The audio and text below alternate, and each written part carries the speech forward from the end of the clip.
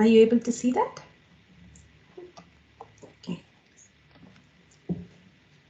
Atha Panchadashodhyayah Purushottama. Sorry. Yeah, please repeat. अथ पञ्चदशोऽध्यायः पुरुषोत्तमयोगः पुरुषोत्तमयोगः श्रीभगवानुवाच श्रीभगवानुवाच ऊर्ध्वमूलमदः शाखम् ऊर्ध्वमूलमधः शाखम् अश्वत्थं प्राहुरव्ययम् अश्वत्थं प्राहुरव्ययम् छन्दांसि यस्य पर्णानि छन्दांसि यस्य पर्णानि यस्तं वेद स वेदवित्. यस्तं वेद स वेदवित्. So the translation, we look at the translation quickly. The Supreme Personality of Godhead said, it is said that there is an imperishable banyan tree that has its roots upward and its branches down, and whose leaves are the Vedic hymns. One who knows this tree is the knower of the Vedas. Now, where have we seen a tree that's upside down? The Lord is talking about an upside down tree. Have we seen it? Yes? In the river. In the river, yes. Reflection. Like mirror. Yes, that's right. So when you walk along a lake, you can see all the trees being reflected upside down, right? So the Lord is now talking about this material world. And he is likening it to a banyan tree. And he's saying that this banyan tree has its roots upward. Now we know that banyan trees have a lot of roots, right? And the root of the banyan tree grows, it spreads over a huge area. So here the Lord is comparing this Ashwatha tree, okay, to, and he says it's imperishable in the next verse, okay. So this tree, he's saying that it is, it's the material world. He's comparing it basically to the material world, okay. So all the branches are all the diversities, you know, we have, he says that you have all the chanda, all the Vedas, the Vedic hymns are its leaves. So why are the Vedic hymns its leaves? So the leaves nourish a tree, correct? It's the leaves that bring food for the tree so that they make the food. So the same way, the Vedas are the ones that nourish the material world.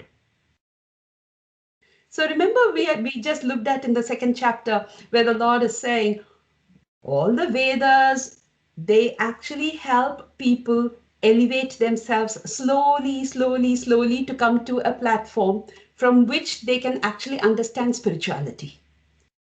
So the Vedas actually help us. So when you are in the complete mode of tamas, in tamas, what are you doing?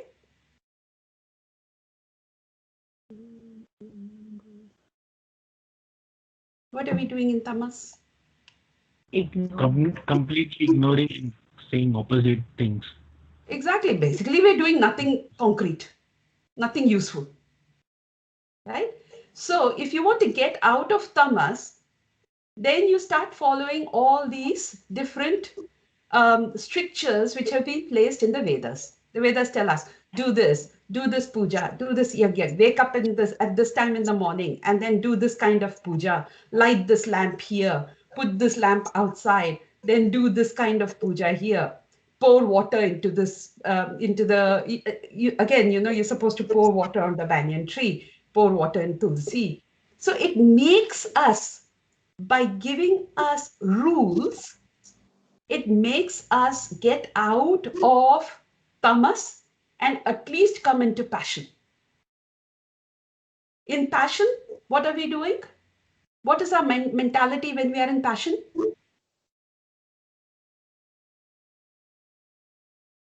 Sattva. No. Passion. Rajas. Yes, Bhadramataji.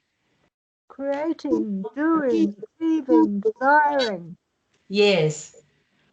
In Rajas, we are in that mode of I want.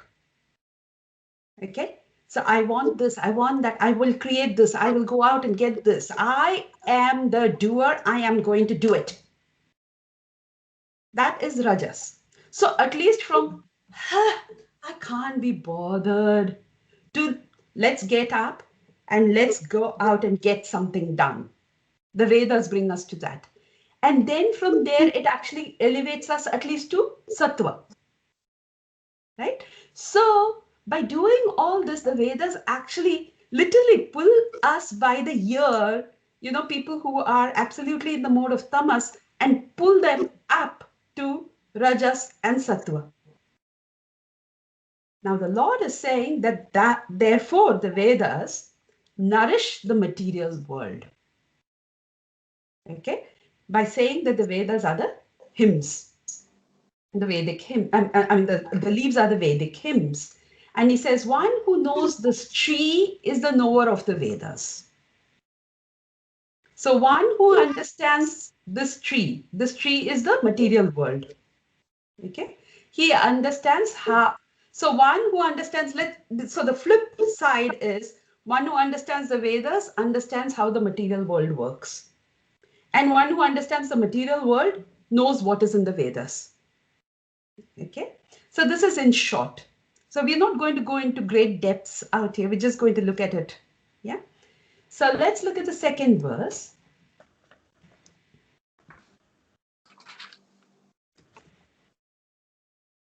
Adashchodvam prasritastasya shakha Adhaschodvam Trust prastustastasya shakha. guna pravriddha vishaya pravalaha Guna pravruddha vishaya pravalaha. adascha mulanyanasantatani Adhascha mulanyasantani. karmanubandhini manushya Karmanubandhini manushya-loke. loke. The branches of this tree extend downward and upward, nourished by the three modes of material nature. The twigs are the objects of the senses. This tree also has roots going down, and these are bound to the fruitive actions of human society. So here, the banyan tree is being explained even more. It says that the branches of this tree go down and up. So down is towards the lower planetary systems. Atala, Vitala, Sutala, Patala, and so on. Okay. And upward is towards Swarga. Okay. So the seven planetary systems upward and the seven planetary systems downward. So, and they are nourished by the three modes of material nature. Meaning what? Based on the three modes, our actions will change. And therefore, we can either go downwards or we can go upwards. But remember, it's all still within the material world. We haven't gone out of the material world yet. We're still busy climbing up and down the tree. That's all we are doing right now. Okay. So the twigs are the objects of the senses. So every time we see something, we want it. Remember 263, what does it say? Dhyayato vishayan pumsaha sangasteshu upajayate. So when we see something, okay, have we done 63 yet? No, we haven't done 63 yet. Yeah. So what actually happens is we look at something and we want it. Our senses look at something, our ears hear, so our eyes look at something, our ears hear something, we smell something nice, and immediately, nice perfume. Oh, I want to buy it. Right? So that perfume is the object of the nose. So object of the senses means whatever attracts us. Okay. So now when you look at a tree, how many twigs are there on the tree? Can you sit and count them? It's just it's uncountable. And so that is the way our senses are getting attracted. There's so many countless objects around us, and our senses are running out behind them. Okay. Then he says this tree also has roots going down. So remember earlier he said the roots were going up. Yeah. Now he says the roots are also going down, and these are bound to the fruitive actions of human society. So the roots basically bind us. Just as the roots bind a tree and hold it in place, here this tree also, the fruitive actions are the roots. So if we actually ignore the fact that we're talking about a tree and look at it in terms of our lives, okay, what Krishna is saying is we keep getting caught up in all these different things that we want, I want, I want, I want, I want, because those are the objects of our senses. And so what do? We go out and do something to get them. And therefore, our actions could be either positive or negative. If it is positive, we will go up that branch which goes upward. If it is negative, we go down the branch which is downward. We go to Patal or wherever, and we go to Swarga or wherever if we go upwards. And the problem though is all these activities bind us. Just as the roots bind a tree, all these activities bind us in this material world. Does that make sense? Or is it too esoteric, too confusing? Okay, so let's look at the next verse. Okay, next. Narupamasyeha tatopalabhyate न रूपमस्येह ततोपलभ्यते नान्तो न चादिर्न च सम्प्रतिष्ठा नान्तो न चादिर्न च सम्प्रतिष्ठा अश्वत्थमेनं सुविरूढमूलम् अश्वत्थमेनं सुविरूढमूलम् असङ्गशस्त्रेण दृढेन चित्वा असङ्गशस्त्रेण दृढेन चित्वा ततः पदं तत्परिमार्गितव्यम् ततः पदं परिमार्गितव्यम् यस्मिन् गता न निवर्तन्ति भूयः यस्मिन् गता न निवर्तन्ति भूयः तमेव चाद्यं पुरुषं प्रपद्ये तमेव चाद्यं पुरुषं प्रपद्ये यतः प्रवृत्ति प्रसृता पुराणी यतः प्रवृत्ति प्रसृता पुराणी Okay. The real form of this tree cannot be perceived in this world. No one can understand where it ends, where it begins, or where its foundation is. But with determination, one must cut down the strongly rooted tree with the weapon of detachment. So let's look at this first, okay? So when we talk about this tree, about going upward, downward, and all, we are talking about karma. Okay, about reactions. We do our actions and then we get some reaction.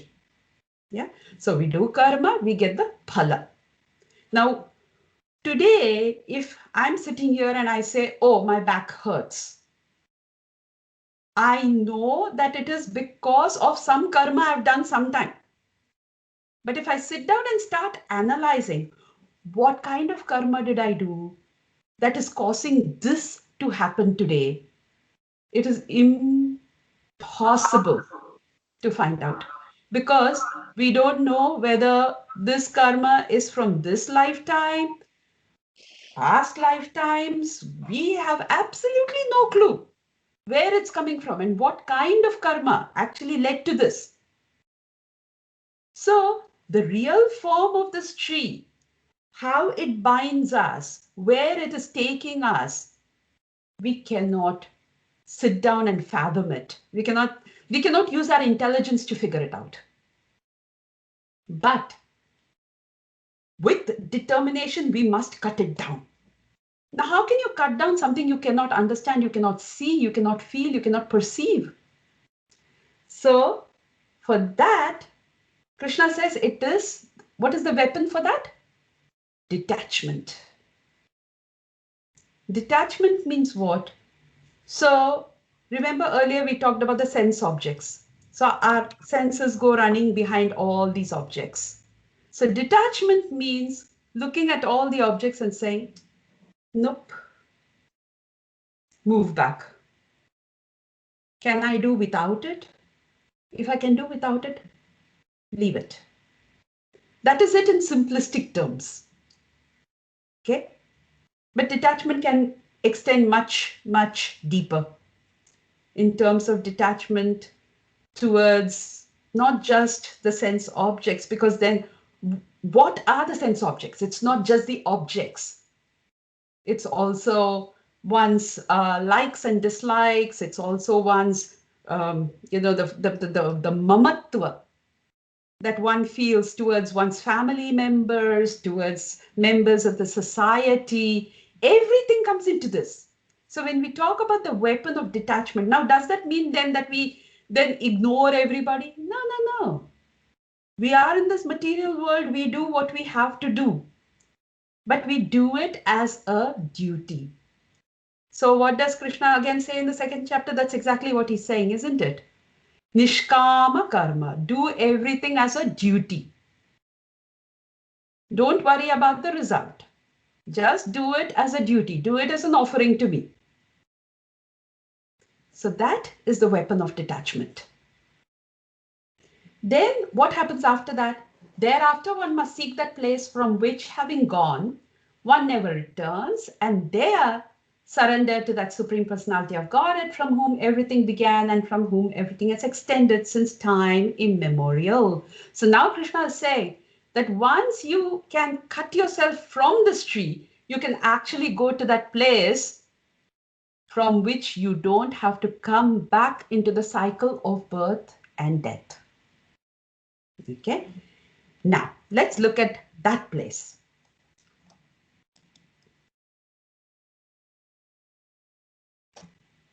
Okay, before that he says, Nirmana moha jita sanga dosha. Nirmana mohajita sangadosha.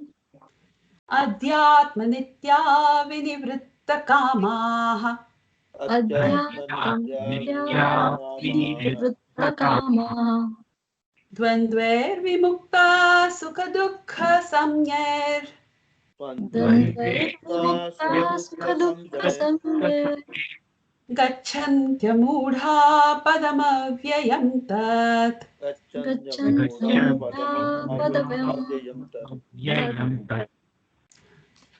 So he says, those who are free from false prestige, illusion, and false association, who understand the eternal, who are done with material lust, who are freed from the dualities of happiness and distress, and who, unbewildered, know how to surrender unto the Supreme Person, attain to that eternal kingdom. So in the earlier verse, when he talked about the weapon of detachment, he's elaborating on that. Okay, so how do we actually use this weapon of detachment? First, free yourself from false prestige, ego. I, me, and myself. We are the three greatest people in the world. Illusion, same thing. I am the greatest. False association. False association means not associating with the right kind of people. People who will help us progress on this path. Yeah. So false, who understand the eternal. So which means we now need to understand what is eternal. We need to understand who is eternal. We need to start understanding Lord Shri Krishna. Yeah. Who are done with material lust. Kama. No more. No more I want, I want, I want. who are freed from the dualities of happiness and distress. Remember? Sukha Dukkha. Jaya, Ajaya. Yeah. So we had all those in the second chapter, right? All the dualities. So free from dualities. Actually, this concept of free from dualities, Krishna repeats it so many times across all the chapters. So that is something which we all need to try and cultivate. You know, this whole I like, I hate. I want, I don't want.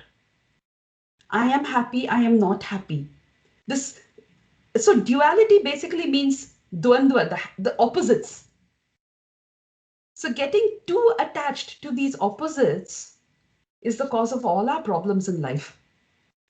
Yeah. So we looked at that in detail in the second chapter. So we'll just gloss over it for now. And who unbewildered know how to surrender unto the Supreme Person, attain to that eternal kingdom. And here, there is a word Krishna uses, amudha. Mudha means stupid. Amudha means wise. So true wisdom basically is knowing all this. Yeah. So let's look at the next verse. So remember Krishna said you have to go to that place from where we never come back, attain to that eternal kingdom. Right? So now he's going to tell us what is that eternal kingdom.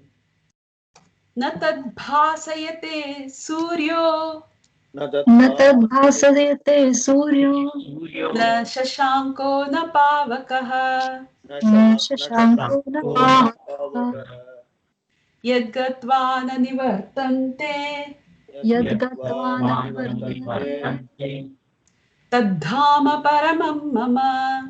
तद्धाम परमं मम. So now Krishna is describing that eternal place. He said, remember that you will come to this eternal place and then from here you will never return.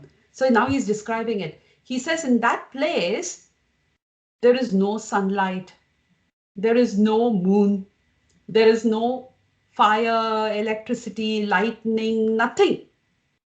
So is it dark? Oh no. It is self-effulgent. It is so bright. See, darkness means ignorance. Remember remember yesterday we said the Lord is Purushottama. Purusha Uttama. Tama means ignorance. Ut, above. So he is the person who is above all ignorance. So the Lord, his dham, his abode, everything is above ignorance. Ignorance is darkness. His abode is also Sat Chit Ananda, Chit filled with knowledge. So it is bright. It is self-effulgent. It is so brilliant. So na tad bhasayate suryo na shashanko na pavakaha. And he says, yad gatva na nivartante. And once you reach this place, believe me, you will never leave from here. That is my promise. Tad dhama paramam mama. That is my supreme home. So Krishna wants us to come back home, which is why Prabhupada, he took out a magazine called Back to Godhead. An amazing magazine, Back to Godhead, he titled it. So, go back home, back to Godhead. So this is going back to Godhead. Krishna wants us to come back home, to come and stay with him, to live with him happily, to participate in all his activities and have so much fun with him. Instead, we're all stuck here. But we don't have to be because we've just got the formula. Asanga shastrena dhridena chitva. We need to use the weapon of detachment. So let's look at the next verse. Okay, so far, any questions? Anything that's unclear? Okay. Okay. Now Krishna is going to tell us why he wants us all back home. Okay. Mamaivamsho jivaloke ममैवांशो ममैवांशो जीवलोके जीवलोके jivabhuta sanatanaha जीवभूत जीवभूत सनातनः सनातनः manashashthanindriyani मनः मनःषष्ठानीन्द्रियाणि षष्ठानीन्द्रियाणि prakritisthani karshati. प्रकृतिस्थानि प्रकृतिस्थानि कर्षति कर्षते Hmm. Mama eva amshaha. Mama, my, eva, only, amshaha, pieces. Krishna is saying all these jivas, all of us, are just small, tiny pieces of him. We've all fallen away from him. Jiva bhutaha sanatanaha, and we are eternally like him. We are eternal like him. See, Krishna is Sat, Chit, Ananda. Sat means eternal. So we are also eternal. See, if we have fallen away from him, we have the same qualities as him. The child has the qualities of the parents. So the same way, we have the same qualities as Krishna. So we are also Sanatanaha. Now, why, if we are like Krishna, if we are also Sat, Chit, Ananda, why are we suffering here? He gives us the answer in the next two lines. He says, Mana Shashthani Indriyani Prakriti Sthani Karshati. Struggling. Karshanam Karoti. What? We use the mind and the five senses. So Shashta Indriya. Six senses. What are the six senses? The five senses: eyes, ears, nose, mouth, skin, plus mana, six, the mind. So all six senses, what do we use these six senses for? Fighting with material nature. I want this, I want that. How do I get what I want? Because we are not using the weapon of detachment. We are on the mode of attachment. And that attachment is that karshati. We are fighting, fighting, fighting, fighting. Prakriti says, this is not for you. We said, no, no, no, it's mine. I want it. Smoking is not good for you. No, no, no, but I am going to do it. Nature is saying it's bad for you, right? That's why your lungs rot. But no, no, no, no, no, I am going to smoke. Drinking is bad for you. No, no, no, no, no, but I'm going to drink. Prakriti says it's going to rot your liver. We say, no, no, that's all right. That is the struggle, constant with Prakriti. So going forward,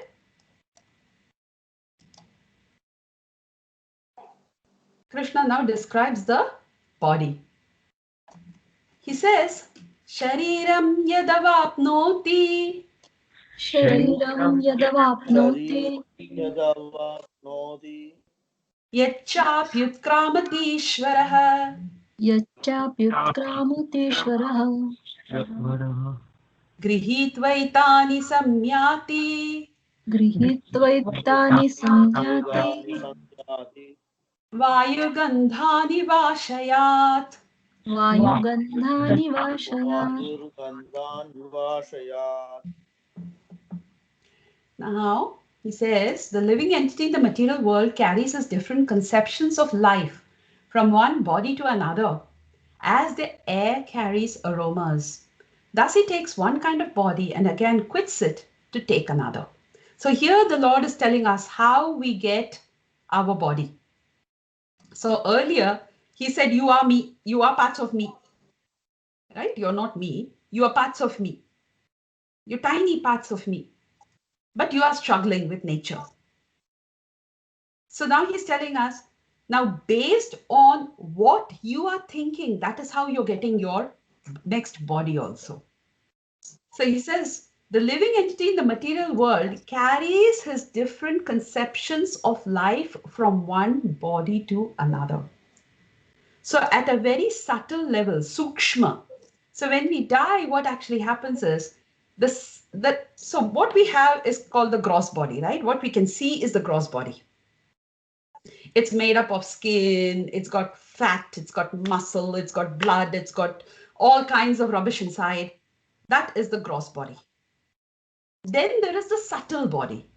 The subtle body is made up of the mind, intelligence, and the false ego. Now, this subtle body gets carried forward into our next body. So this gross body dies out here. It lies here and it gets burnt. But the subtle body moves into the next body. And that is how all our karmas are carried forward. Otherwise, how does the karma go forward? Right? So the karma goes forward carried by the mind, the intelligence, and the false ego. And that way it goes into the next body. And here Krishna gives an example, just like air carries aromas. So if there is a rose, we can smell it here. Nobody actually picks the rose up and brings it here. The same way, nobody has to pick up our subtle body and take it. It just goes. It knows where it's got to go. Why? Because in this life itself, we are creating our next body. Our thoughts, our actions, our habits, everything is creating our next body. Whatever we think, whatever we keep doing, all those desires, all of them are the ones that congeal, coagulate. And at the time of death, all this comes up. And because all this comes up at the time of death, whatever we remember at the time of death, that is what we get. So everything that we are thinking about, everything that we do, we are constantly creating our next body. And this is how all the karmas get carried forward as well.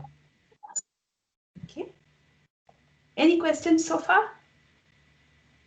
Okay. Let's look at the next one then. Just one thing that just backs up what you just said, Lakshmi Mataji. Yes. In chapter 8, verse 3, I think it is. I'm just looking it up now. 6, yeah. Well, I was going to mention verse 3, where Krishna says, he answers Arjun's question as to what karma. And Krishna says, action pertaining to the development of these material bodies is karma. It's called karma. So that's just what you were describing. Oh, thank you, Mataji. Yes, that's true. Actions that create our next bodies are called karma. Okay. Next verse. Shrotram chakshusparshanam cha. Shrodram chakshusparshanam cha Rasanam ghranameva cha. rasanam granameva cha Adhisthaya manaschayam. adhisthaya manaschayam Vishayanupasevate. vishayanupasevate. Now Krishna is just describing our body. He says the living entity, thus taking another gross body, obtains a certain type of ear, eye, tongue, nose, and sense of touch, which are grouped about the mind. He thus enjoys a particular set of sense objects. So if I'm born as a dog, I will have that type of ear, that type of eye, that type of tongue, that type of nose, and that sense of touch, that type of mind. And I will enjoy that type of sense object. Correct? Whereas if I am born as a human being, I would have different sets of senses and I will enjoy different sets of sense objects. Right? Going forward.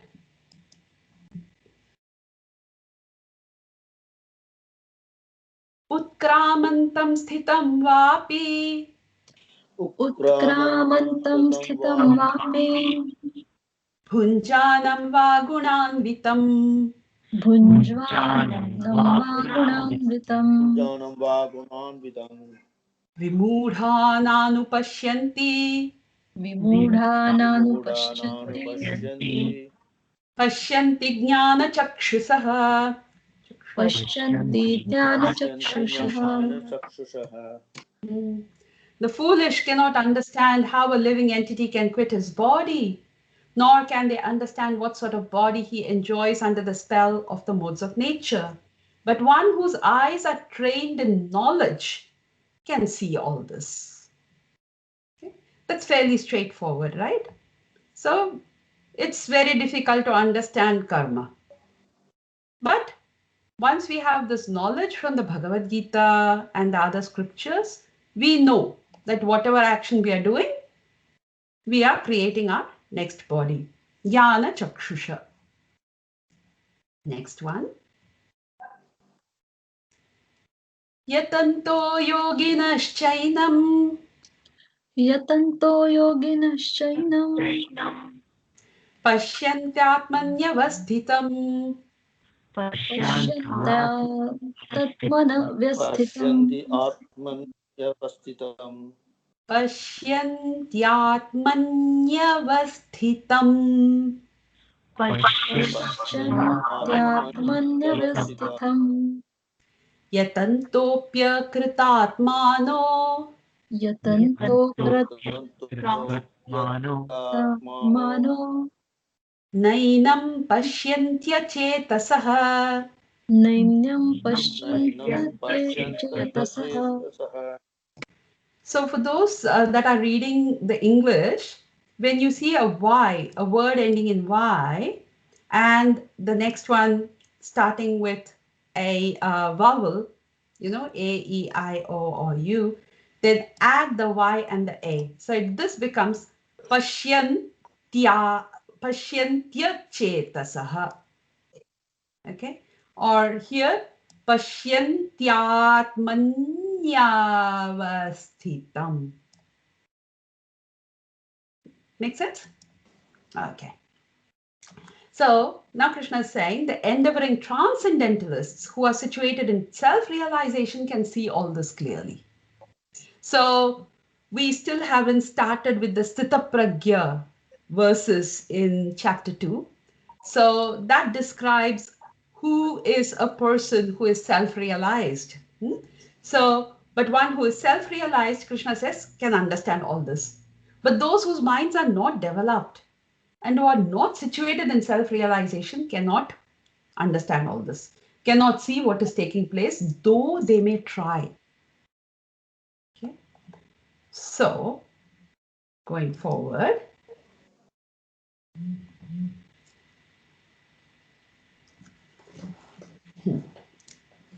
now Krishna is saying, remember we talked about how his Dharma is so bright and brilliant.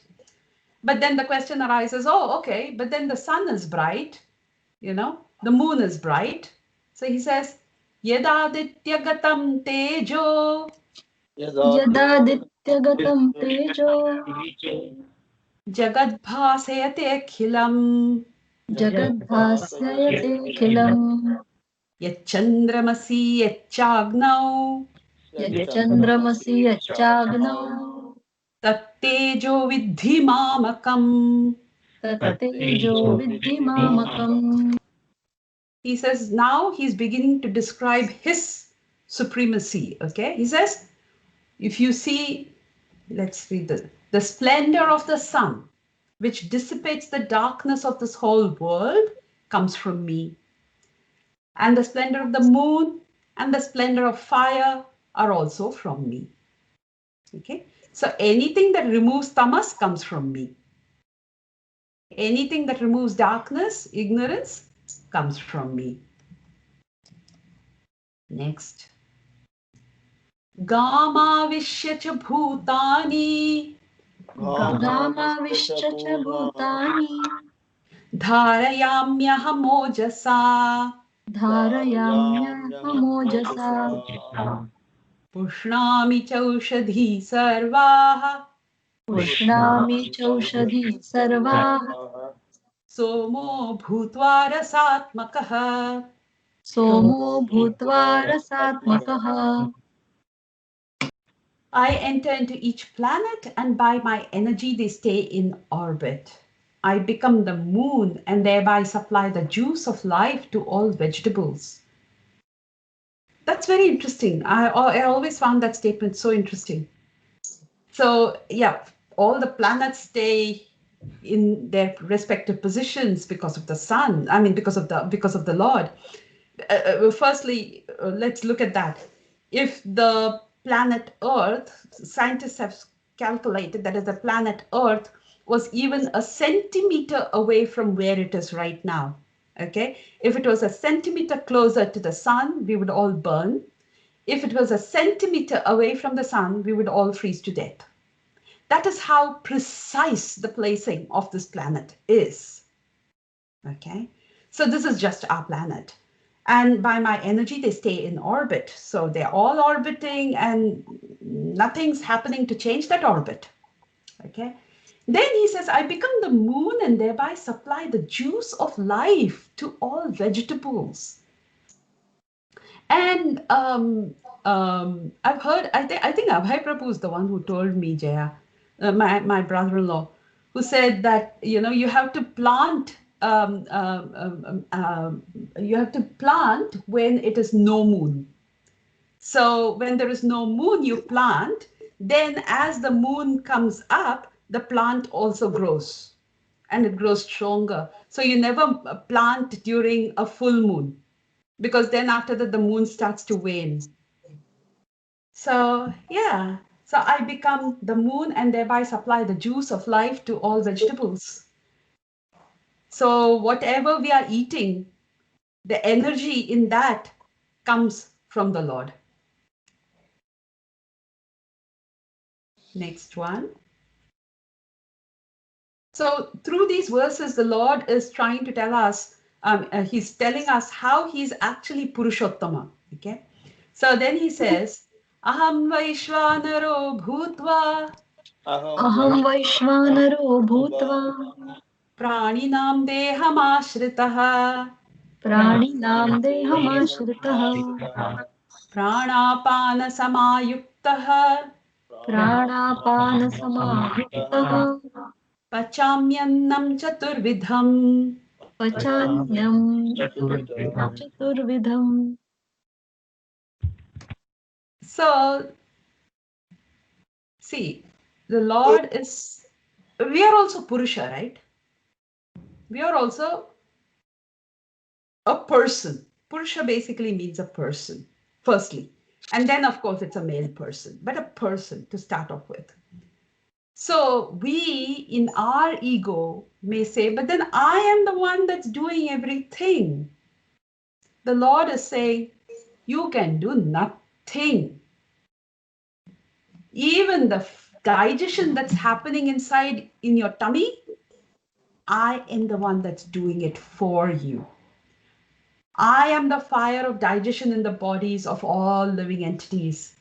And I join with the air of life, outgoing and incoming, to digest the four kinds of food stuff. Krishna is saying, without me, you would not be able to digest anything. All the vegetables that you are eating, they come from me. The nutrients in them come from me as the moon. And I am the fire in your body. I am the one that's helping you digest. So where do you think you are doing anything at all? Because for us to even get out of bed, we need energy. That energy comes in the form of food. And that food, Krishna says, I'm the one that's supplying it. And then once you've eaten it, I'm the one that's digesting it for you. And I'm the one that's giving you the energy to even sit up and say, I am the doer. So the next verse. Now, this is a very nice verse. It says, Sarvasya chaham hridi sannivishto. सर्वस्य चाहं हृदि सन्निविष्टो Matta smritirjnanapohanam cha. तस्मृतिर्ज्ञानमपोहनं च Vedesha sarverahameva vedyo.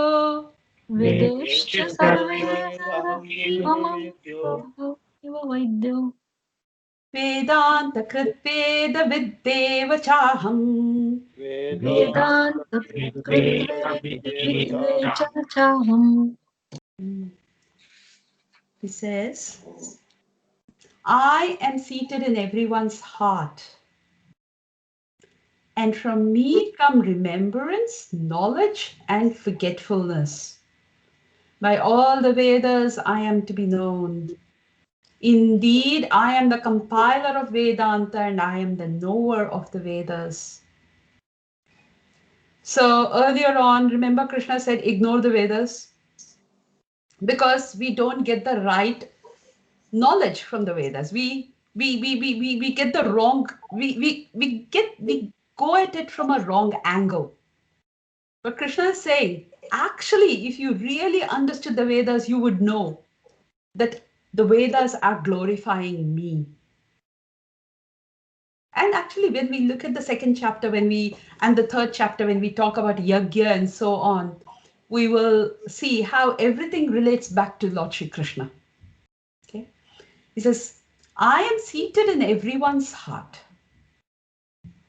Okay, the Lord never leaves us. He's always with us. How kind is that? Huh? I am seated in everyone's heart, and from me come remembrance. So if we pray to him and say, Krishna, we have forgotten you. So sorry. Please help us remember you all the time. He will give it to us. Knowledge. Remember yesterday we were talking about how simply chanting can give us all the knowledge. Just by calling out to him, we get all the jnana that we need, and even more. And forgetfulness. We are able to forget all the bad things. That is very important, isn't it? We need to be able to forget all the past, our own misdeeds in the first place, so that we can forgive ourselves and move forward in life. Otherwise, how many people are so caught up in guilt all the time that they are unable to step forward? So the Lord gives us forgetfulness. At night, he puts us to sleep. How many people suffer from insomnia? And how terrible that is. Why? Because they are unable to forget. So forgetfulness is something that's it's a gift from the Lord. Otherwise, today maybe I'm born to my parents, and in the previous birth they were my enemies. So this life, do you think I'm going to have a good relationship there? Every time I look at them, my enemy from the past life. Right? So forgetfulness. The Lord gives us forgetfulness. And he says, by all the Vedas, I am to be known. Indeed, I am the compiler of Vedanta and I am the knower of Vedas. So by this, the Lord is proving that he is the supreme knowledgeable one. Okay. Then continuing.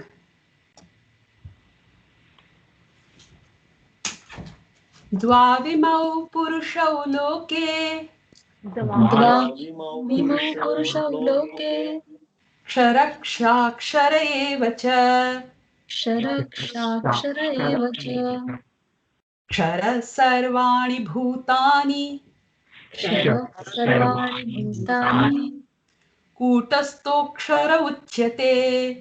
कूटस्थोऽक्षर उच्यते There are two classes of beings, the fallible and the infallible. In the material world, every living entity is fallible. And in the spiritual world, every living entity is called infallible. So, the Lord is talking about two kinds of Purusha. Now, remember we are saying this is Purushottama Yoga and the Lord is Purushottama.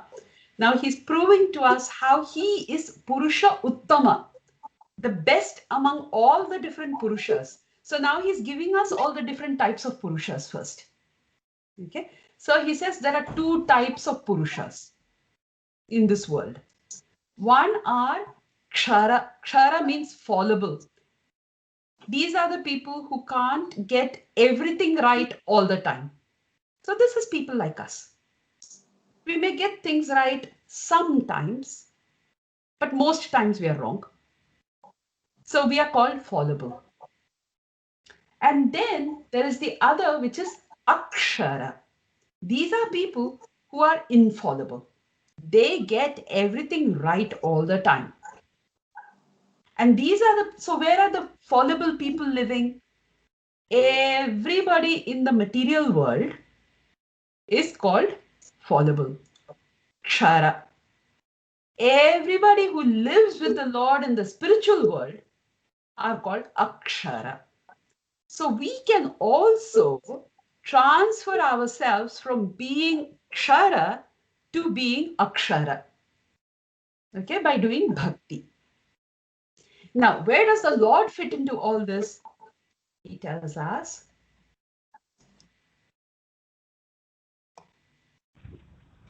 Uttama Purushastvanyah उत्तमपुरुषस्तन्यः Paramatmyetyudahritah परमात्मेत्युदाहृतः परमात्मेयुदाहृतः Yo Lokatrayamavishya yo yo लोकत्रयमाविश्य लोकत्रयमाविश्य Bibhartavyaya Ishwarah. बिभर्तव्य बिभर्तव्य ईश्वरः. Besides these two, so who are the two? Kshara and Akshara. Yes. So besides these two, there is the greatest living personality. So you have Kshara, which is fallible. Greater than Kshara is Akshara. But greatest is the Supreme Soul, the imperishable Lord Himself, who has entered the three worlds and is maintaining them. Now, here, some people have a problem. And what is that problem? Krishna is talking in the third person. He says, besides these two, there is the greatest living personality, the Supreme Soul, the imperishable Lord Himself, who has entered the three worlds and is maintaining them. Now, just before this, he's already said that He is the one who's holding up all the worlds. He's the one who is maintaining everything. He's the one who is, providing everything for us. He's already said it. But some people then go off and take just this verse. Now, this is the problem. When we read just one verse from the Bhagavad Gita and we interpret it, or rather misinterpret it. When we don't look at the previous verses, the following verses, where this verse sits in a particular chapter, where that chapter sits within all those 18 chapters, and what is the line of thought. Once we do not get the entire big picture, somebody here is going to stand up and say, oh, so that means there is somebody higher than Krishna, right? Because he's talking about the Supreme Soul, the imperishable Lord Himself, who has entered the three worlds and is maintaining them. Now, to understand this kind of language, one needs to understand how mothers talk to their children. How do mothers talk to their children? Can any mother here tell me, do you see a resemblance here? Mothers go, yes, Mataji.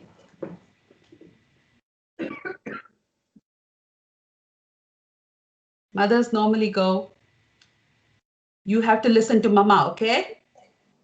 Now, is there a second mama somewhere? Otherwise, mama is going to get very angry with you. Another mama, third mama. Where are all these mamas coming from? Krishna here is talking in that same loving manner. See, the conversation between the mother and the child Whether the mother is angry or loving, is always loving.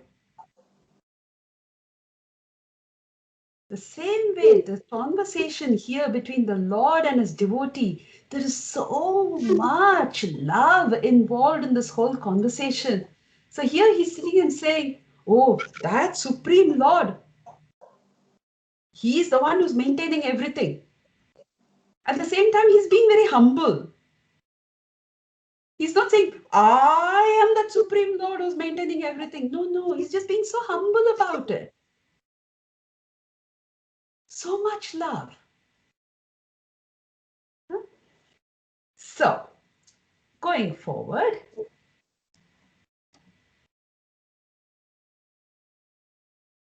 यस्माक्षरम् अतीतोऽहम् यस्माक्षरम् यस्माक्षरमतीतोऽहम् अतीतोऽहम् अक्षरादपि चोत्तमः अक्षरादपि चोत्तमः अतोऽस्मि लोके वेदे च अतोऽस्मि लोके वेदे च प्रथितः पुरुषोत्तमः. प्रथितः पुरुषोत्तमः. Because I am transcendental, beyond both the fallible and the infallible, and because I am the greatest, I am celebrated both in the world and in the Vedas as that supreme person. Here Krishna makes no bones about it. He says, I am the greatest. I am beyond Kshara and Akshara. I am beyond all the living entities in the material world. I am beyond all the living entities in the spiritual world. And therefore, I am called Purushottamaha. Prathitaha Purushottamaha. I am called that supreme person. Okay. Next. I just want to ask or make a comment. How it seems pretty amazing that anyone could conclude or could come to an impersonal conclusion after reading that verse. Oh, you'd be surprised, Mataji. There are so many commentaries out there which go, oh, the supreme light and the supreme knowledge and the supreme this and the supreme that. There are lots of supremes out there, but the supreme person is very rare. Mm. Mm. It's like you said, it's very difficult to actually say that the Lord is not a person after reading this, because he's saying it. I am that supreme person, Purusha, Uttama. But yeah.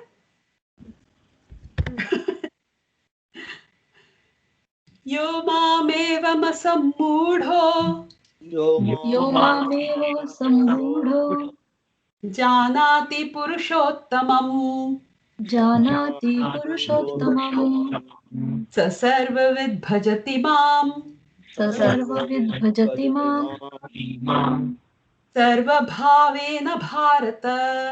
सर्वभावेन Bharat. And this is more like a commentary by the Lord on what Mataji just said. He says, whoever knows me as the Supreme Personality of Godhead without doubting is the knower of everything. Yo mam evam asammudaha janati. Kim janati?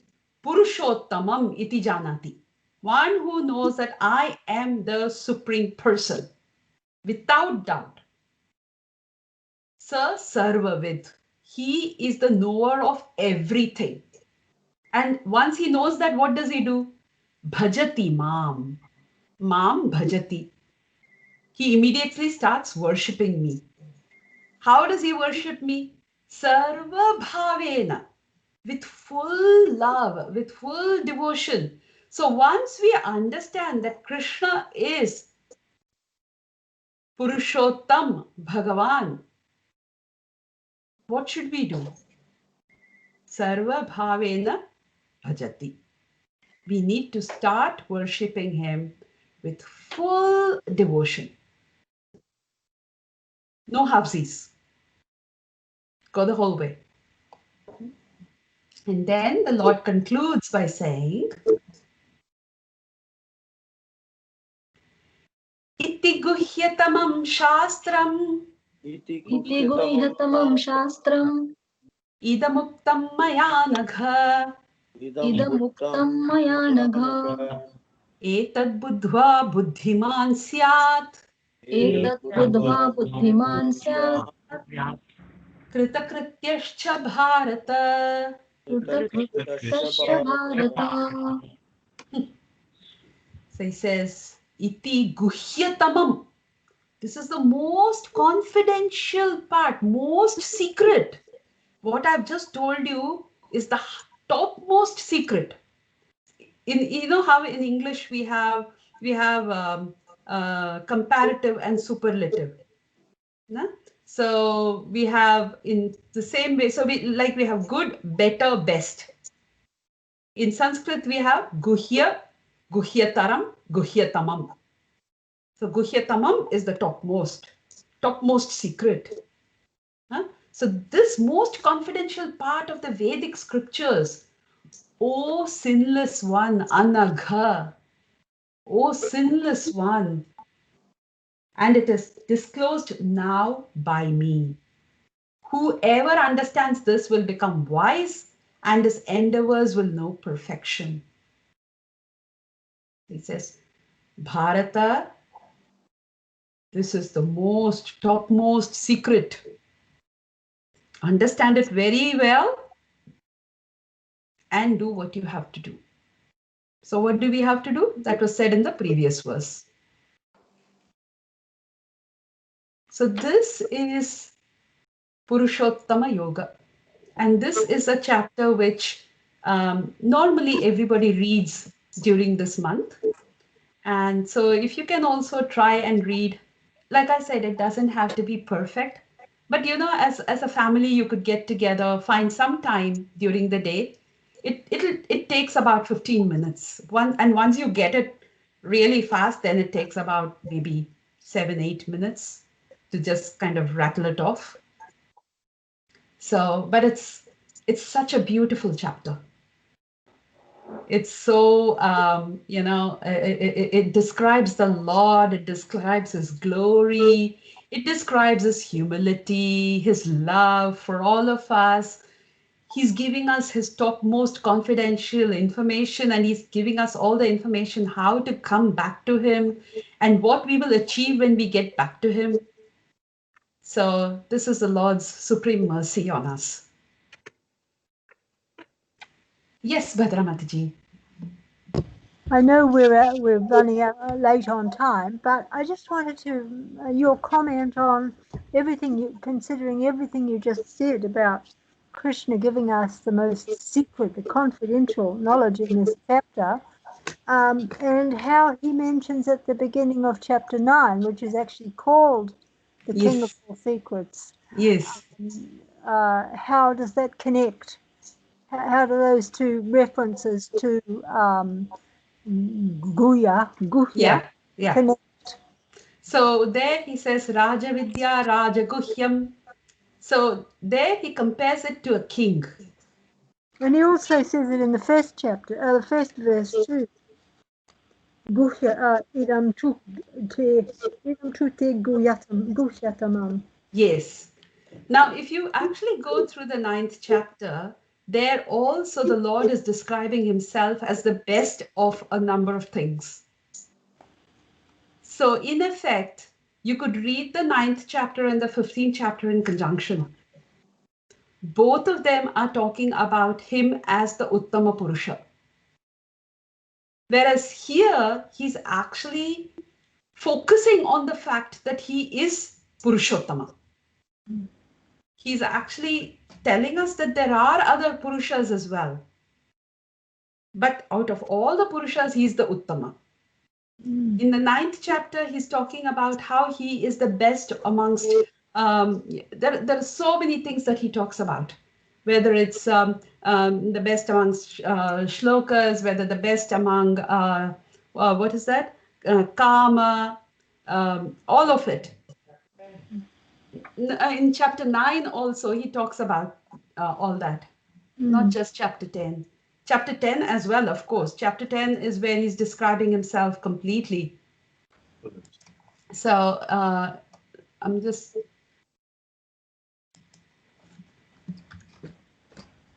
Right, so you're saying that he gets kind of more personal and more explicit in the 15th chapter about himself being. Yes. So in the 15th chapter, he's talking about himself as a person. Whereas in the 9th chapter, the most confidential knowledge, he is talking in terms as, how the wind blowing everywhere rests in me. So it's a more impersonal, impersonal way. For instance, he says in the 9th chapter, Nachamatstani bhutani pashyame yogam aishwaram. Okay, so there he's talking in terms of his mystic powers. Whereas here he's talking in terms of him being a person. So, and there he actually says, fools deride me when I descend as a human.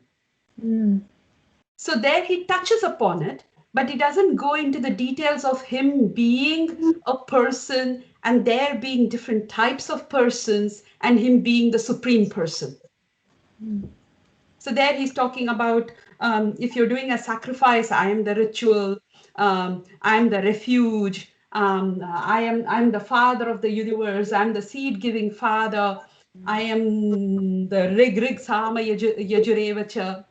So he's talking about all of that and proving that he is the most powerful.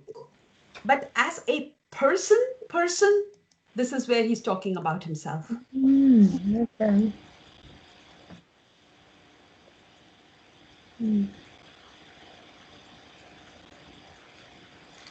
Okay, any other questions?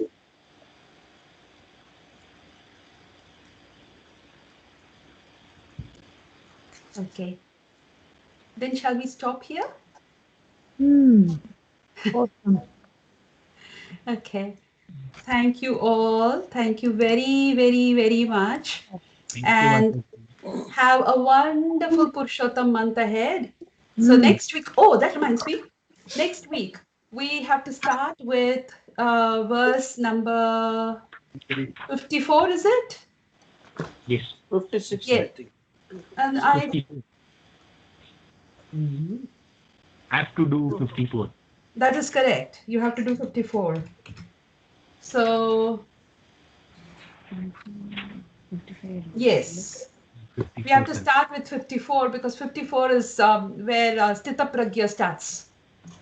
Okay, so we have Aditya Prabhu doing 54, but we haven't gone ahead and allocated the others who would like to pick up 55, 56, and so on. Oh, excellent. Okay, you can do 55. Sanchita Mataji is doing 55.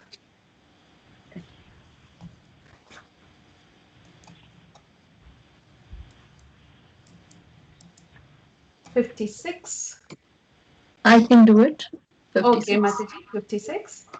Okay, 57. 57, I'll do it. Okay, Prabhuji, 57. And 58. Would you like to do that, Mum? Yes.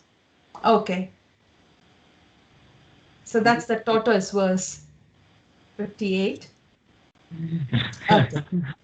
So we'll hold it till 58 for now, and then we'll allocate when we come to about 56. So we'll go down and do the next. Yeah? Okay. So everybody remember what you're doing, and then we'll meet again next week. Thank you so much. Thank you all. Have a Hare Krishna. wonderful Thank you, Purushottam Mataji. month. Thank you, Hare everyone. Krishna. Hare Krishna.